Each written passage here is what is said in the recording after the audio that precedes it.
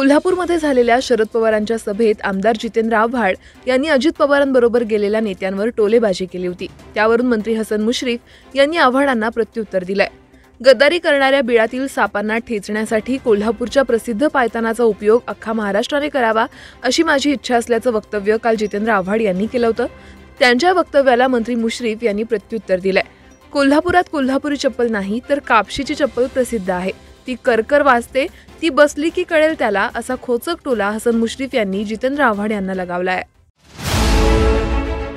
भाजप कोल्हापूर महानगरच्या वतीनं 25, 26 आणि 27 ऑगस्ट या 3 दिवसीय नवमतदार नोंदणी शिबिराचं आयोजन करण्यात आलंय। कोल्हापूर शहरातील सावित्रीबाई फुले रुग्णालय येथे या शिबिराचं आयोजन करण्यात आलंय। काल या अभियानाचा पहिला दिवस होता। पहिल्याच दिवशी या अभियानाला कोल्हापूरकरांकडून उत्स्फूर्त प्रतिसाद मिळाला। बच्चू कडू कोण बाबा, कुणा गल्ली बोळातल्या लोकांबाबतच्या प्रतिक्रिया मला मागाल, अशा शब्दात शरद पवारांनी बच्चू कडूंवर हल्लाबोल केलाय। कोल्हापुरात झालेल्या पत्रकार परिषदेत ते बोलत होते।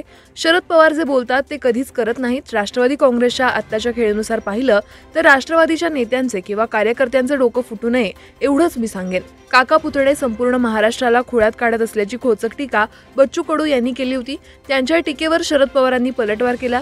बच्चू कडू कोण बाबा, मी एका राष्ट्रीय पक्षाचा अध्यक्ष आहे, त्यामुळे तुम्ही उद्या तर आणखीन कुणा गल्लीबोळातल्या लोकांच्या प्रतिक्रिया मला मागाल, या शब्दात पवारांनी प्रत्युत्तर दिलं। यावेळी पत्रकारांनी बच्चू कडू हे 4 वेळा आमदार असल्याची आठवण करून देताच शरद पवारांनी मी 4 वेळा मुख्यमंत्री होतो असा टोला लगावला।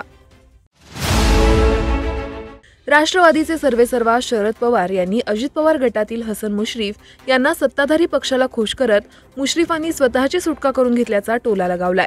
ज्यांनी अनेक वर्ष आमच्यासोबत काम केलं त्यांची चौकशांच्या परिस्थितीला तोंड देण्याची तयारी नसावी, त्यामुळे त्यांनी सत्ताधारी पक्षाला खुश करण्यासाठी सांगितलेला कार्यक्रम राबवला आणि आपली सुटका करून घेतली।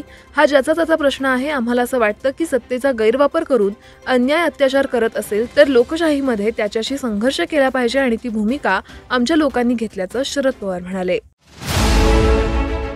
वैद्यकीय शिक्षण मंत्री हसन मुश्रीफ यांनी माजी मुख्यमंत्री उद्धव ठाकरे यांच्यावर जोरदार टीका केली आहे। शिवसेना ही हिंदुत्ववादी पक्ष होता, आम्ही त्यांच्यासोबत सत्तेत होतो, 2.5 वर्ष आम्ही शिवसेनेसोबत चांगलं काम केलं, सहकार्य केलं, पण त्यांना आपलीच माणसं टिकवता आली नाहीत, त्यामुळे त्यांची सत्ता गेली, अशी टीका हसन मुश्रीफ यांनी नाव न घेता उद्धव ठाकरे यांच्यावर केली आहे। गुरुवर्य धर्मवीर आनंद दिघे यांच्या विचारांची गंगोत्री समाजापर्यंत पोहोचवणार असल्याची ग्वाही राज्य नियोजन मंडळाचे कार्यकारी अध्यक्ष राजेश क्षीरसागर यांनी दिली आहे। धर्मवीर आनंद दिघे यांच्या पुण्यतिथीनिमित्त शिवसेनेच्या वतीनं शिवालय शिवसेना जिल्हा मध्यवर्ती कार्यालय येथे आनंद दिघे यांच्या फोटोचं पूजन करण्यात आलं। यावेळी उपस्थित समस्त शिवसेना पदाधिकारी आणि शिवसैनिकांनी विनम्र अभिवादन केलं। आपल्या कृतीतून गोरगरीब सर्वसामान्य जनतेला न्याय देण्याचं काम आनंद दिघेंनी केलं असून हिंदू हृदय सम्राट शिवसेना प्रमुख बाळासाहेब ठाकरे आणि धर्मवीर आनंद दिघे यांना अपेक्षित हिंदुत्व आणि समाजहिताचं काम मुख्यमंत्री एकनाथ शिंदे यांच्या नेतृत्वाखाली करणार असल्याचं क्षीरसागर यांनी यावेळी सांगितलंय। महाराष्ट्र शासनानं वर्ष 2020 मध्ये राज्यातील सर्व शासकीय कार्यालयात वस्त्रसंहिता लागू केली आहे। या अंतर्गत देशातील अनेक मंदिरं, गुरुद्वारा, चर्च, मशिदी आणि अन्य प्रार्थना स्थळं, खासगी आस्थापनं, शाळा, महाविद्यालय, न्यायालय, पोलीस आदी क्षेत्रांमध्ये वस्त्रसंहिता लागू आहे। याच धर्तीवर महाराष्ट्र मंदिर महासंघाच्या बैठकीत कोल्हापूर जिल्ह्यातील 19 मंदिरांमध्ये वस्त्रसंहिता लागू करण्याचा निर्णय घेतल्याची माहिती महाराष्ट्र मंदिर महासंघाचे समन्वयक सुनील घनवट यांनी दिली आहे।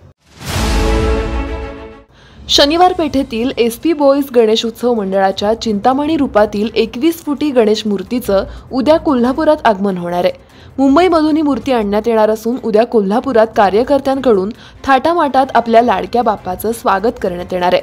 उद्या सायंकाळी बाप्पाचं कोल्हापुरात आगमन होणार असून मार्केट यार्ड परिसरात ही मूर्ती ठेवण्यात येणार आहे। 9 सप्टेंबरला शहरात भव्य मिरवणूक काढत ही मूर्ती शनिवार पेठेत उत्सव मंडपात नेण्यात येणार आहे।